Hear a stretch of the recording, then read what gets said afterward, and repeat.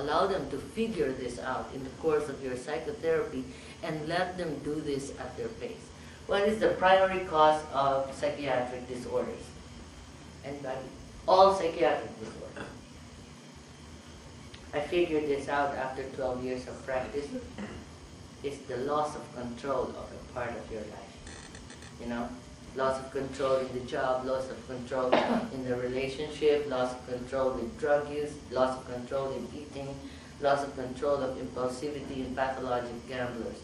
I once had a patient who said, well, you know, doctor, I'm a vice president of a bank. Well, good. I said, you know, you're very young to be a vice.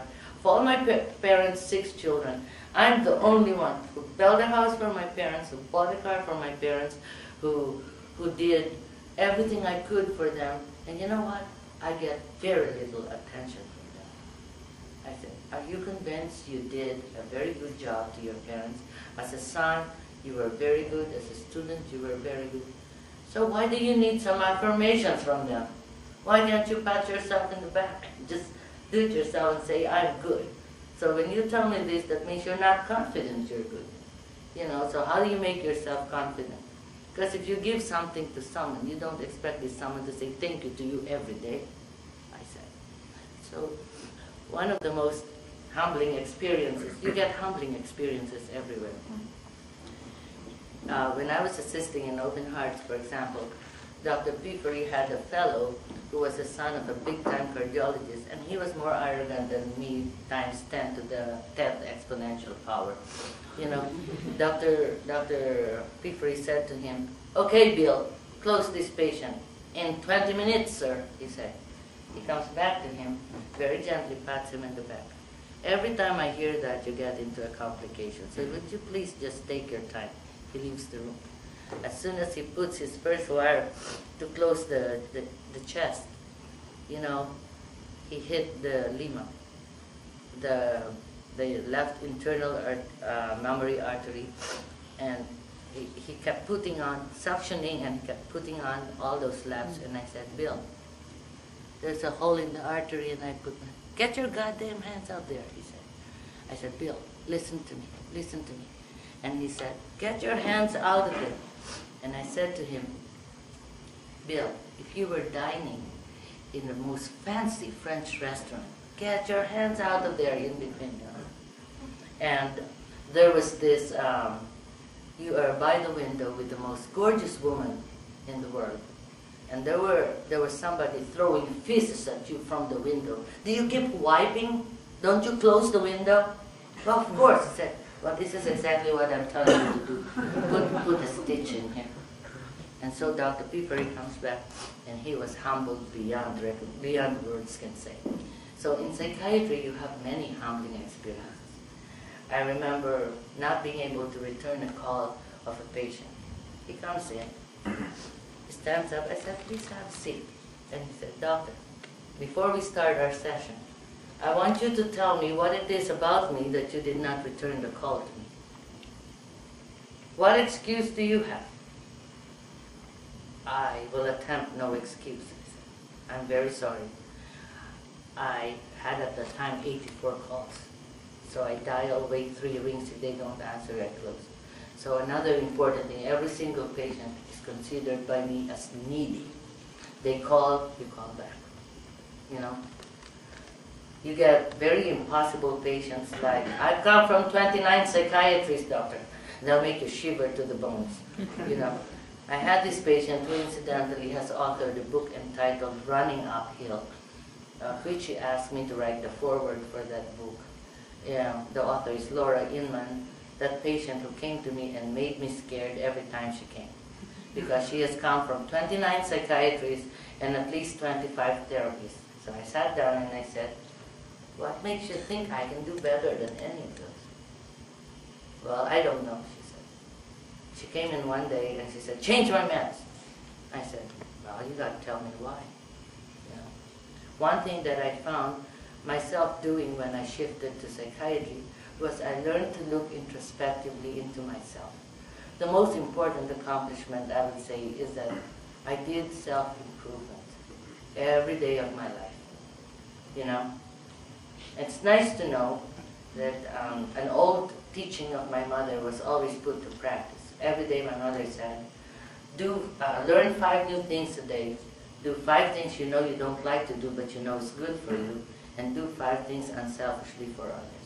In that way, you're wiser, you're more disciplined, and you become more caring. And in my practice of psychiatry, I practice that. Every day I have to learn 5 new things. Every day I have to do 5 things that I know is hard to do, but I know is good for me. And every day I have to do something unselfishly for others. Then I maintain a feeling, of which I'm going to introduce you to the word social rhythm. I emphasize this word social rhythm to any psychiatric patient because I said regardless of your mood, you're supposed to do the basic things that you're supposed to do. Take a shower, make your bed, eat breakfast, regardless of your mood. In that way, you do not deteriorate. You may not feel bad, you may not feel very good still, but not everybody in this world feels good every day, am I right? So, going back to Laura Inman, she said, none of the medications work for me. Well, let's stop all your medications and go ECT, you know. She has 4 pages of adverse reactions to medicines, plus allergies to different medications. What I did was take a piece of paper about half as wide as that and planted it around my walls in the attic. And I open the PDR and look at the contents of each medications and cancel. Like, I found out she was allergic specifically to fructose, which is vehicle for some medications. So sometimes you get challenged by those. None of the medications work for me. So ECT is an option, transcranial magnetic stimulation is also an option. But I was going to say that I got this difficult patient where she came for the first time, said all sorts of problems, letter A to Z. And she said, by the way, I don't buy my medications. You'll have to support me with samples. I said, I don't know that I can do that. I said, but I certainly will try to request to the patient assistance program. And I did. She calls and she said, well, I need some more, only after 5 days. I gave you a week's worth. And then I gave you about 3 more months worth of samples will be following. Well, she blasted off all the 8 people in the staff, the clerical staff, asking for more medications. She calls the manager and she said, I don't want Dr. Cabuso anymore. I want to transfer to another psychiatrist. Well, we don't do a cross-transfer within an office. Well, tell her I will see her this afternoon with a lawyer. Okay. I knew the person with her was a lawyer. So I said, are you an advocate for the patient? You know? And she sat down there, well, I'm going to allow you if you're an advocate for the patient. Okay, so she sat there and she blasted me off, not giving her samples and all. I said, I understand your frustration, but I think your anger towards me is way out of proportion to what you should be angry about. I said, well, what do you want from me? She said, well, we had a meeting with my partners in the office and they said, just get her off the office. Bring her somewhere else. Okay, I said, I think I'll take off one headache away from me. But when I was seated there, and she was throwing a fit and telling me how I couldn't get her samples and all that, I said, what about this? What do you want? She said. Well, I was going to say what I want for you to get out of this clinic. You know, that was what we agreed on. It didn't come out from my mouth. What came out was, what I really want you to do was give the Therapeutic Alliance a chance. I said, we've only met once, and I think I could work with you, and I think you could work with me. Just with saying that, her anger simmered down, and the lawyer she was with said, well, I think you can work together. And I said, oh, thank God that I listened to my guts. Okay, but there are days, I'm not a drinker, I don't like alcohol. But this was a common joke during our residency. How do you know that you've seen a lot of borderline patients during the day? And we said, oh, you feel exhausted emotionally, you feel this person holding on to you just when you're about to finish the session, person's